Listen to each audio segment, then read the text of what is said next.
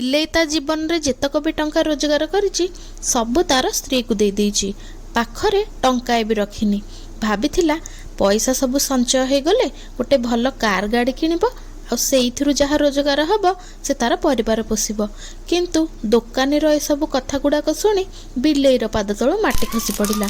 ସେ କ'ଣ କରିବ କିଛି ଭାବି ପାରିଲାନି। ଶେଷରେ ଗୋଟେ ମୂଳିଆ ବାଡ଼ି ଧରି ଘର ଆଡ଼କୁ ଚାଲିଲା।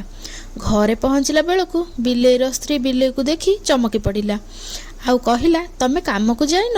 ଏତକ କହିଛି କି ନାଇଁ, ବିଲେଇ ତ ଖାଲି ପିଟି ଚାଲିଲା। ଆଉ ତା ସ୍ତ୍ରୀକୁ କହିଲା, ବାହାରେ ମୋ ଘରେ ରହିବାର ଆଉ ତୋର କିଛି ଦରକାର ନାହିଁ, କାରଣ ମୋର କାର ଗାଡ଼ି କିଣିବାର ସ୍ୱପ୍ନ ତୁ ଭାଙ୍ଗି ରୁଜିକି ଚୁରମାର କରିଦେଲୁ। ତୁ ତ ବାପ ଘରକୁ ପଳା, ମୁଁ ଏଥିପାଇଁ ପଞ୍ଚାୟତ ଡାକିବି। ବିଲେଇର ସ୍ତ୍ରୀ କହିଲା, ଆରେ ମୁଁ ଏବେ କୁଆଡ଼େ ଯିବି? ଏତକ କହିଛି କି ନାଇଁ, ବିଲେଇ ତାର ସ୍ତ୍ରୀକୁ ଘରୁ ଝିକିକି ବାହାରକୁ ବାହାର କରିଦେଲା, ଆଉ ଭିତର